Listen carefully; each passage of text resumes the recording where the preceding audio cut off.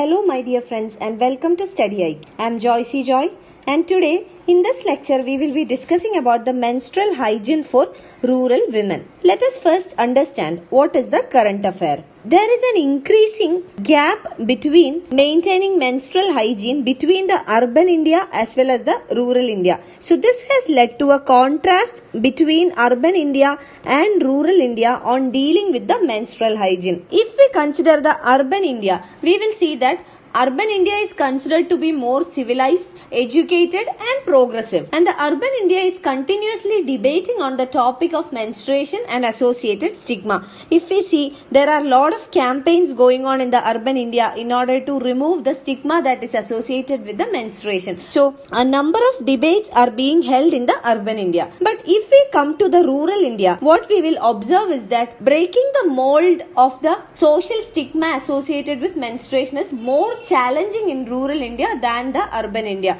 because the rural India is characterized by outdated value system related to sexuality or periods or menstruation. Let us take a very simple example. A local chemist handling over a packet of sanitary napkin in rural India and urban India is entirely different. If we go to the cities, you will see that it is with much ease that a person can go to a medical shop or to a local pharmacist and get a packet of sanitary napkin. But on the other hand, if you go to a small medical shop in rural India and if you are asking to buy a packet of sanitary napkin, the way the pharmacist or the local chemist will deal with the packet of sanitary napkin is entirely different. So from very simple things to complicated things, how rural India and urban India deals with the menstrual hygiene is entirely different, and that is how it has created a huge gap between urban and rural areas on dealing with the menstrual hygiene. So we will be discussing this issue in detail in this lecture. We will see what are the challenges, limitations, how we can overcome this social stigma. First of all, let us understand the findings of the National Family Health Survey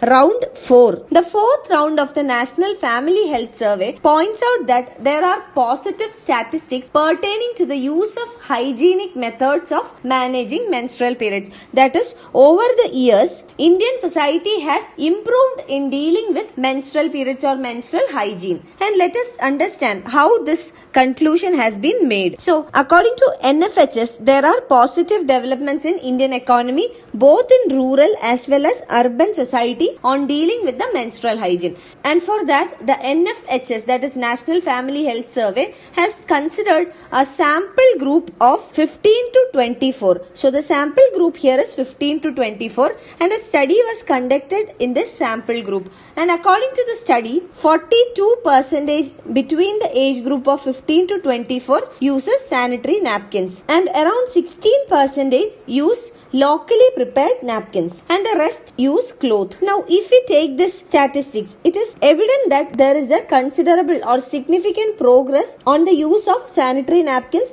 which is considered as a parameter for measuring menstrual hygiene. And the survey also points out that 48% rural women use hygienic methods. But there are also some flaws in this survey. Let us understand what are they. First of all, what is the sample group here? 15 to 24. But the menstrual age of women goes up to 40 to 45 years. So we can say that only a partial representation was made in the survey. Only age group of 15 to 24 was considered for the survey. So this is only a partial representation and majority is like from 24 to 40-45. So a majority were excluded from the survey, and when the survey was conducted on a minority representation, it had given a positive impact. Secondly, this points out to the fact that the ground reality is different. And thirdly, there are several challenges in bringing about changes, especially in the rural India. So the survey is not talking about the challenges in overcoming these problems associated with menstrual hygiene, especially in the rural India. Now let us understand what are the limitations. Let us classify them into 5. The first one is the mindset of the population or the society. Especially in rural India, we will see that there is an outdated value system which is highly patriarchal in nature. So the attitude or the mindset is the first limitation. And second one is the social structure in rural India.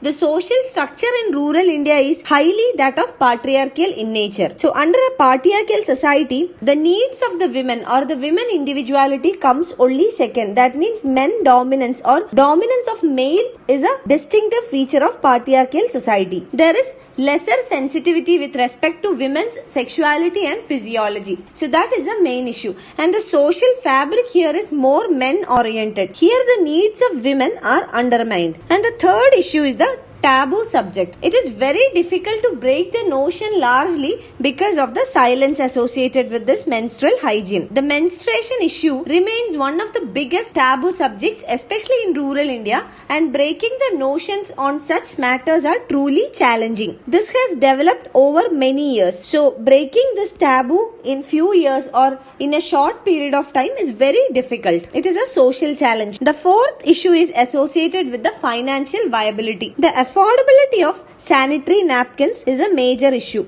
especially in rural India. Making the sanitary napkins affordable for the rural families is a limitation in promoting its use, and it affects the menstrual hygiene. Also, another challenge is associated with the continuation of the use. There are many schemes, if we see in the local level, state governments or local governments or various NGOs are involved in implementing various schemes that will provide sanitary napkins to the rural poor women. But what is the problem? They will be able to provide it in the first term. But what happens? This continuation of the use of the sanitary napkins may not be affordable for many of the rural women. So this has to be overcome. So sanitary napkins should become financially viable, and also there should be local level production incentivized by the government or promoted by the government in order to produce affordable or cheaper sanitary napkins with good quality. For that, the governments at the local level or the state governments can take initiatives. For example,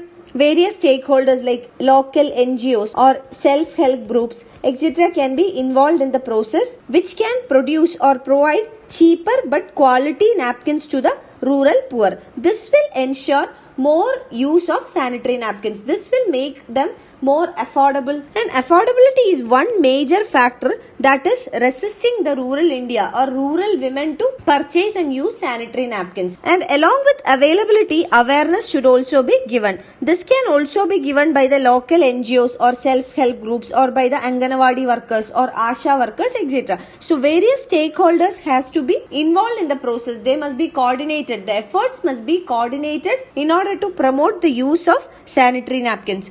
Now, the fifth limitation is that of the media. The attitude of the media should also change. How they deal with issues like menstruation or periods, etc. For example, if we observe the advertisements of sanitary napkins, we will see that the advertisements use blue color in order to prove the effectiveness of the pads. Why don't they use red color? It is because of the stigma associated, and media in a sense is promoting that social stigma. So it is essential that the platforms like media, which can largely influence a group of people and create awareness among large groups, must turn more mature enough to deal with this social stigma. Now let us also understand a few initiatives that are taking place. The first one is the Break the Silence and Grow Up campaign. This is an ongoing ground menstrual hygiene awareness initiative in the parts of Rajasthan. This is a primary rural healthcare delivery enterprise for sanitary pads dispensation.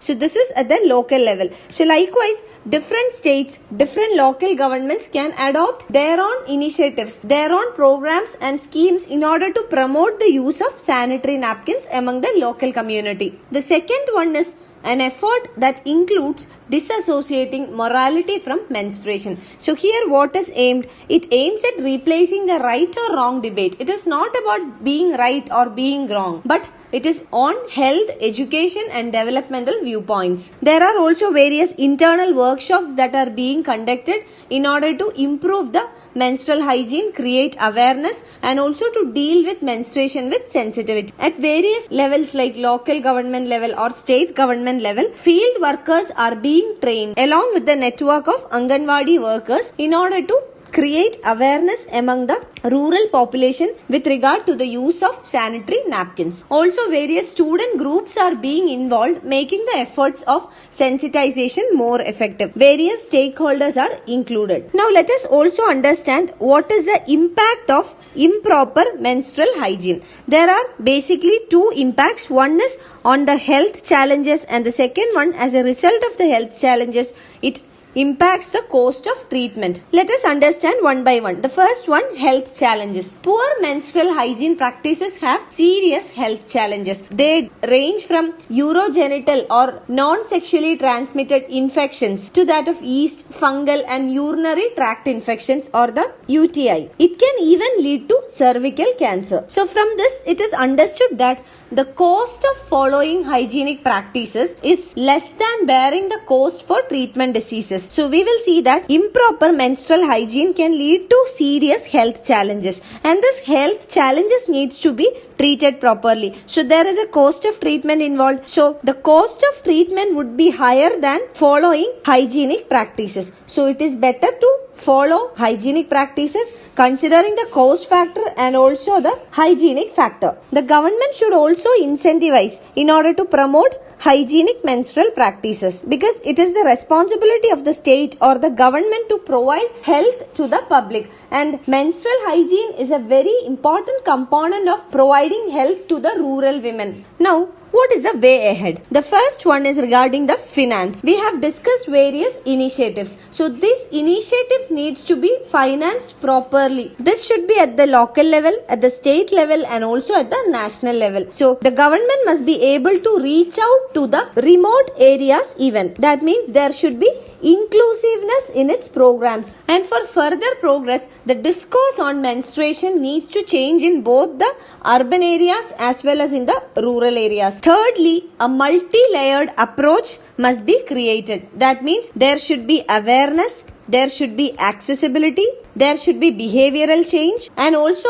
the target groups needs to be identified. So the focus must be on a multi-layered approach. It should not be just on creating awareness. Then what lies ahead is accessibility. When the rural women are aware about menstrual hygiene, it should be able to afford or easily access hygienic practices, for example sanitary napkins. Now it should also be associated with behavioral change, and also the target group should not be left out. There should be more inclusiveness as well. So it should be a multi-layered approach. And fourth one is to identify the target group. Here target group means the group which is more approachable. A group that is more approachable in drawing out strategies and to initiate discourse, educate and trigger the behavioral change. For example, literate women, educated women, the NGO, school girls, they can more contribute towards this cause. And also, men who are socially involved and less politically invested are easily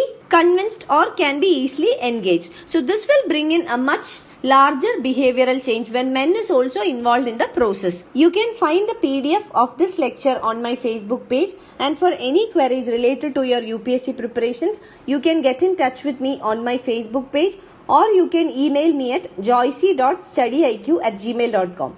Thank you. I wish you all a very good day.